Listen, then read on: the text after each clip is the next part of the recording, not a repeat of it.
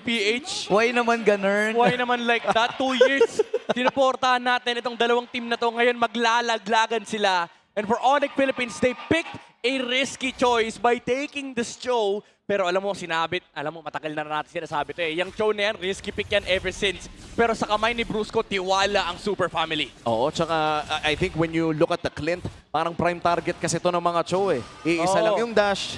Granted, may flicker dito si Domeng kahit ay hindi pa rin ibig sabihin nun eh, hindi pwedeng sundan ng flicker ng isang Cho. So kailangan natin mag-ingat dito ng side ng Aurora Gaming sa mga plays na ginagawa dito ng Onyx Philippines.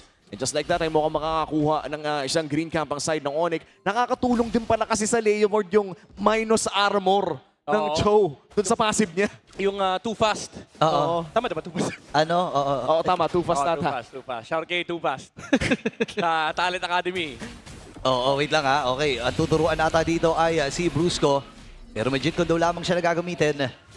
Buhay pa naman itong si Light, pero andun doon ang mga pokes na nanggagaling kay Demon Kite. So, 30 segundo pa naman para dito sa unang pagong. Kaya nga naman, may kakayahan pa ang Onyx Philippines at ang Rora para sumetap. Kalmado lang muna para sa pares na kupunan. Saktong poke, saktong clear at hindi pa naman tayo nakakakita ng malalaking ikot sa ating mga side lanes. And so far, no, talaga magpapa-level 4 ang isang Harley. Katulad na lamang ng pinag-uusapan natin kanina. Usually, yung mga teams talaga nag-aantay ng level 4 power spike na ito na mukhang nakuha naman na ni Demon kahit sa paparating nating turtle fight 10 seconds in. Available na rin ang Phantom Steed dito ni King Kong.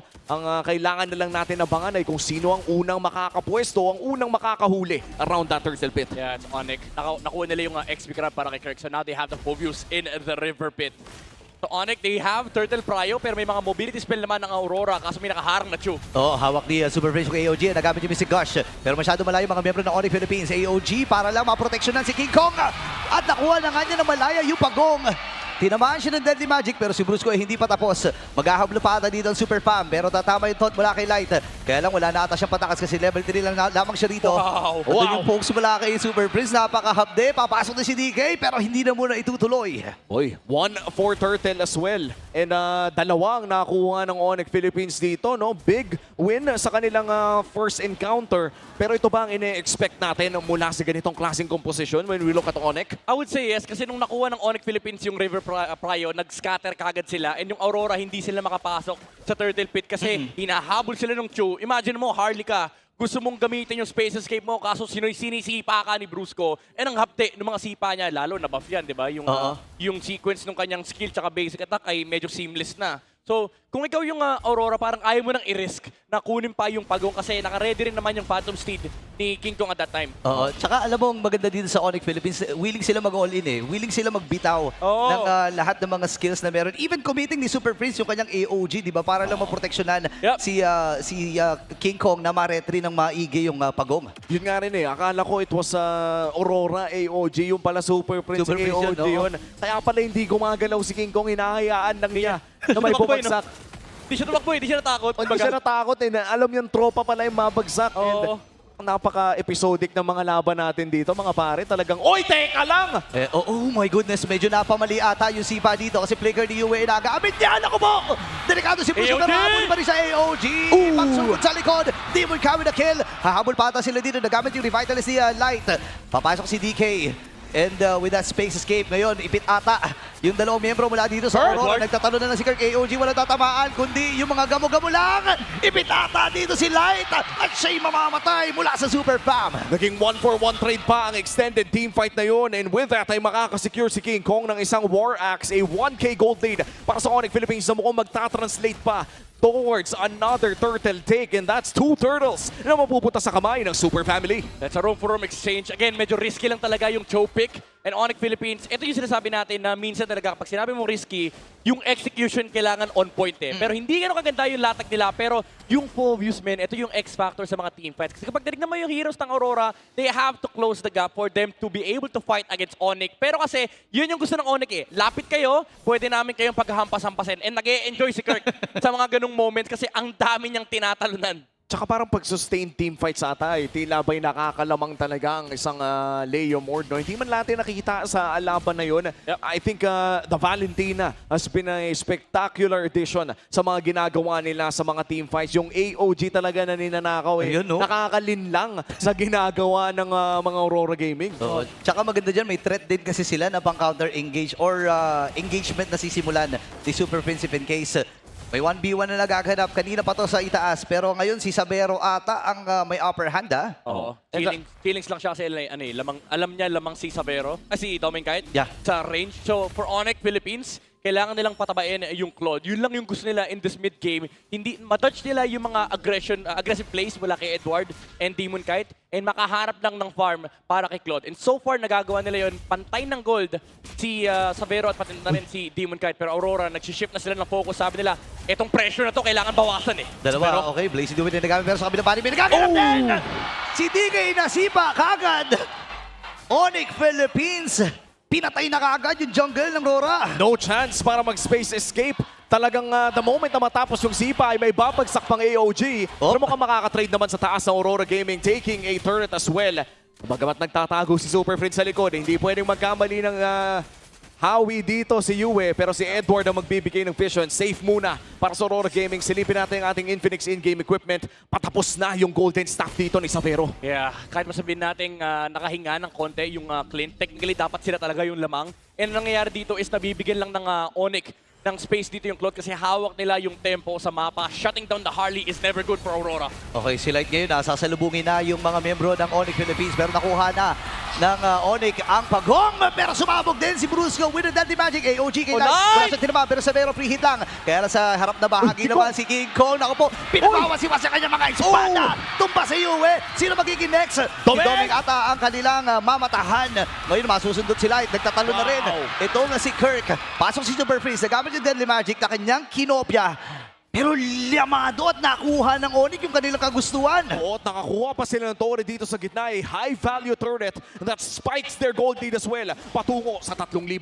Yeah, and alam ng Onyx Philippines kung paano iti-treat yung team fight. Kailangan lang mauna ni Brusco for the threat nung kanyang Way of the Dragon. And because of that, nag-aalisan yung members ng Aurora. Hindi ganun kadali for them to actually engage. And even yung AOG na ginamit doon sa likuran ni Light, pinaypas lang ng Onyx. Wala silang pakialam doon sa re-engage ng Aurora kasi pwede nilang pasukin yung backline, yung mga members ng Aurora na gusto magtago. Yung Harley, yung Clint, and most especially yung Gord. Kasi kapag ginamit na yung kanyang Mystic Dash, nakatayo lang yan eh. So yan yung pwedeng rektahin ng Onyx.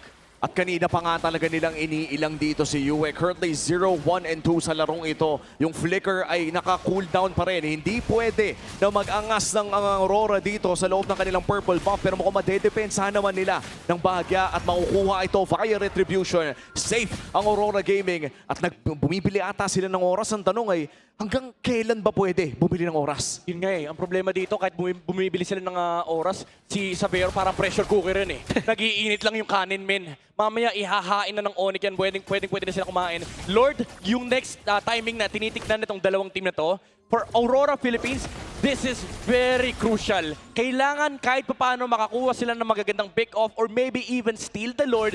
Kaso ang problema, men, ang daming pangharap ng Onyx Philippines. And poproblemahin mo pa yung problema ng Onyx kanina, yung blazing duet na Sabero in this game. Oo, tsaka parang inaayos din talaga ng Onyx Philippines dito yung waves nila doon sa may bandang ibaba. At sisimulan na nga ng Onyx Philippines ang Lord na ito. This will be the first Lord of the game. The last 3 turtles ay na-secure ng Onyx Philippines at mukhang lalaban ng Aurora para sa Lord na ito. Yeah, susubok sila. Si DK, alam nila na pumasok doon sa New Bush. Pero mabilisan na nakukunin ng Super Family. Brusco! Or na ito, Brusco. Buibelo lamang AOG. Wow! Hindi na nga umabot yun. Abunado pa yung buhay ni DK. Oo, hinahanap pa nila sa ilalim ng Torre. Makakatakas naman dito si Edward. Pero mukhang kailangan na rin umalpas ng Aurora dito. Isa ang mawawala at makukuha ng Onyx ang Lord. Never doubt yung showdown ni Brusco, men. Kabisado niya. Kakagamit lang ng space escape flicker into the Way of Dragon. Agad-agad. And Onyx Philippines, parang napasama pa ata yung gatot kacha pick ng Aurora kasi may hawak ng AOG si Super Prince. Ang daming sumusugod dito. No? Kanina nabanggit natin si King Kong, si Bruce, si Kirk.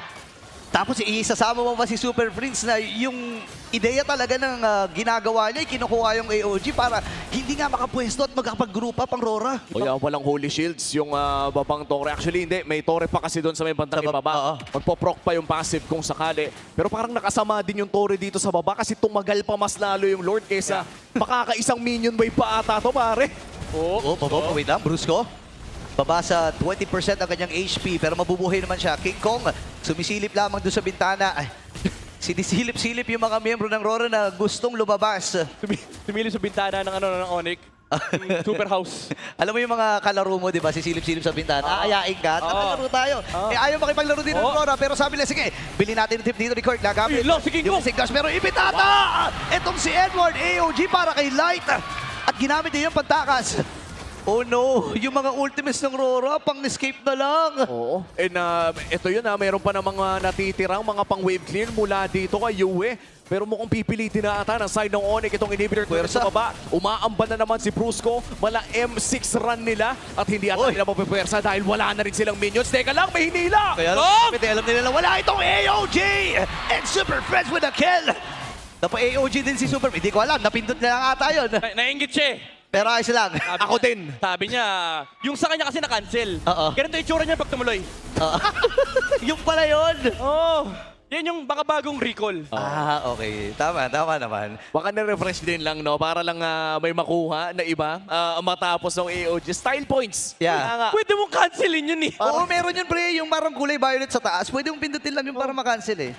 Swag points lang, swag points. Swag Blood points lang. Papogi lang ng konti. And, alam mo naman, si Super Prince, papogi din yan. Oo naman, oo naman. Sinasabi ng community natin na titutuloy Oo. ng Onyx ang pag-push dito against Aurora Gaming. Pero may 20 segundos pa naman ang Aurora para mag-recover. Walang inhibitor turret na nawala sa huling pag-push ng Onyx, which is good para sa Aurora Gaming. Kaya nilang bumili ng oras para mag-contest sa upcoming Lord na ito. But again, till when, di ba? Hanggang kailan kayang bumili ng Aurora ng oras? Kasi ang oras ay nasa side ng Onyx Philippines. Ito yung mapapasabi ka talaga what time is it sa Vero time. Kasi almost full item Seal? na sa Vero.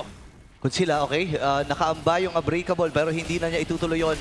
Ang ganda ng zone dito ni Super Prince. Isipin mo siya yung zoom zone. Brusco! Hawakan lamang niya yung AOG. Tutuloy na muna dito ng Philippines yung Lord. Hindi makakalapit. Grabe! Itong si Demon Kite at talagang paatras na muna ang Northern Line. AOG! Yoy! Hindi naman si Edward pero flicker ka agad paatras dito kay Super Prince. Swag points ulit. Swag points. Swag points. Swag points. Sabi niya, nakuha ko na yung Lord, pa-AOG lang, pogi. Ayun. Tapos flicker palayo. Pang number 9 yan, pare. Oo, number- Kilala mo sino number 1? Ay. Sino? Si Omi. Si Omi yan. Number 1 yan. Salamat. Salamat. Ito, and to be fair, Midnight, itong nangyayari ngayon para sa Onyx Philippines, napanggit mo na oras na nga ni Savero, currently 1-0-3 sa loob ng ating laro. Pero parang si Super Prince yung kanina pa nag-aura farming. Oo. Siya ata yung nagbibigay ng espasyo sa club na ito eh. Oo, ito na yung mararamdaman mo yung mga shot call ng kapitan ng Onyx Philippines. Kasi karamihan ng mga engage nila, men, naka-layer, yung sipa ni Brusco, yung AOG ng Valentina. Oh, Brusco, King Kong daw. Nakakatakot talaga pag sumisilip-silip si Brusco doon sa bintana eh, no? Yung mga dash lang tapos aatras. Alam mo may kasunod yun eh. Oo. Kaya hindi na rin pinilit ng Aurora na protectionan pa yung babang Torre. Brusco. Pero may wave pa sila sa middle. Yung Lord lamang ang pinupunta. Flicker! So, andyan din si Pa. Kaya lang masyado na ata malayo at malalim na! Si Brusco siya'y mamamatay. Oh, wow! Tapos dito, King Kong makakakuha ng kill. And this time ay wave lamang ang minamanage ng Onyx Philippines. May next wave pa naman sila dun sa may itaas. Pero masyado pa itong malayo. Kakalmahan muna ng Super Family. Oo, naging 1-for-1 ang trade. Inhibitor turret na naman ang punteriya dito ng Onyx Philippines. Pero sapat naman ata ang kapangyarihan ng Aurora Gaming para depensahan ang Torre na ito. Dalawang inhibitor turrets lamang ang nawala sa Aurora. Pero lumaki na to a double-digit gold lead ang hawak ng Onyx. Yun naman yung maganda sa lineup ng Aurora, no? Yung range na sinasabi natin kanina, nagagamit nila to defend. Kasi nandyan pa rin naman yung Clint, nandyan pa rin yung Gord. Pero yung mga engage na ganito from Onyx Philippines, yan yung mahirap iwasan kasi kailangan naka-ready ka talaga. Kailangan naka-ready yung Unbreakable. Kailangan si Edward haharap ng backline access. Kaso ang problema, sino nga harangin mo sa likod ng Onyx kung 4 na members sa kanila sumusugod? Si Savero lang yung naiiwan sa likod eh. Pero kahit yan, pwede, willing sumugod din eh. Oo, tsaka with the flicker, kahit iwan talaga yun sa likod, pwedeng mag-BMI flicker in plus the Blazing Duel. Third round na pa. Hindi pa natin nakikita yun. And ito na, concealed play. Mula dito sa Onyx Philippines, mukhang walang mahanap si Brusco. Makikita lamang niya si Dominkite pero amba lamang ang kanilang gagawin. Tama ba na ang safest play dito ay antayin na lang yung susunod na Lord? Yeah, it's gonna be a lot easy for Onyx to just wait for this Lord kasi uulitin lang nila yung kanilang ginagawa kanina. In fact, yung pananakot lang ng Cho, enough na yun para hindi makaretry si Demon Kite. Kasi abot na abot ka talaga ni Brusco kahit anong mangyari unless, again, mahanap siya ni Light and matamaan siya ng Unbreakable to sort of hold down this Cho para mabigyan si Demon Kite ng access para sa Lord. Pero ang problema kasi doon, assuming na pag ginawa yun ng Onyx, hindi sila naglo-Lord.